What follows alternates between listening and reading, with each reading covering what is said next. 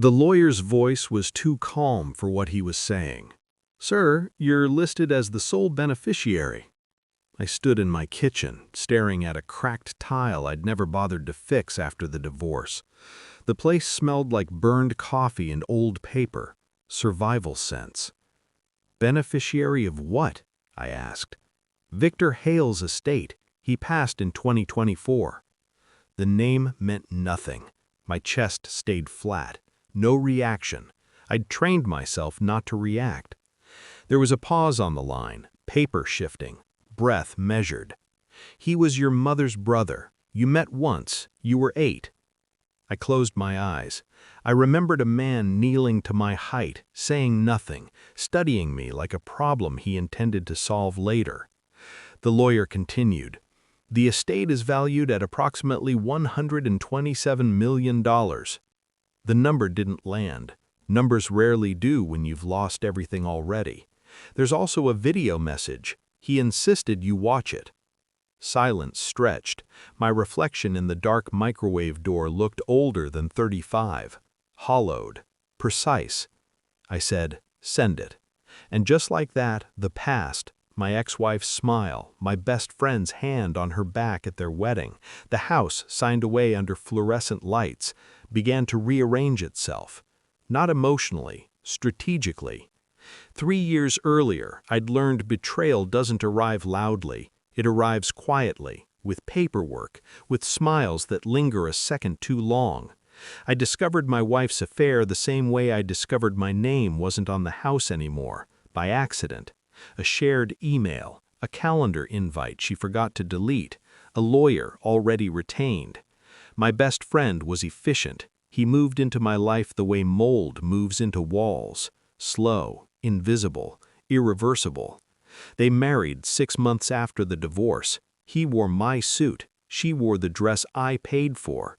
They took the house, the savings, the social circle, even my version of events. I didn't fight. Fighting requires energy. I was conserving mine. At night, I replayed moments. Her phone face down, his sudden availability, the way conversations stopped when I entered rooms. I told myself it didn't matter, but my mind kept tally, quietly. The video arrived at 2:17 a.m. I didn't watch it immediately. Instead, I researched Victor Hale. Shell companies, asset transfers, trusts layered inside trusts. He'd built empires by never trusting blood, except apparently mine. I learned he'd followed my life, my divorce filings, the property transfer, the fraudulent appraisal my ex-wife's lawyer submitted. Yes, fraud. I pulled records, phone metadata, shared IP addresses. My ex-wife and my former best friend had coordinated before the divorce, months before. They hadn't just cheated, they'd planned. I compiled everything into a folder I never intended to use. Yet. Then I watched the video. Victor sat in a dark room, no emotion, no softness.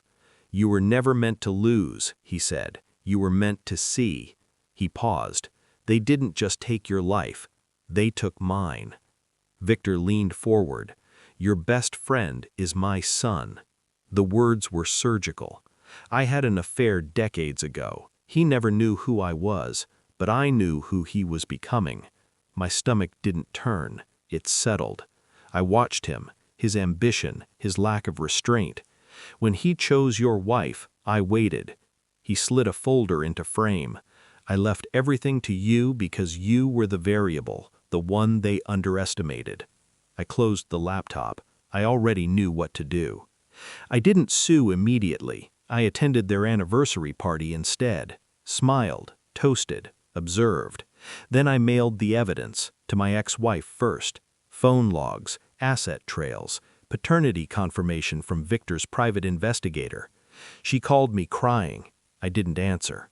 My former best friend received a different package, a notice of investigation, Victor's name, the inheritance clause explaining why he got nothing. His father had known exactly who he was. The lawsuit followed. Fraud, conspiracy. Their accounts froze. Their house went into receivership. I bought it anonymously. I watched them leave that house one last time from across the street. No anger, no satisfaction, only symmetry. Victor's money sits untouched. I don't need it yet. Power isn't spending, it's knowing. The video ended with one last sentence: never confuse loss with defeat.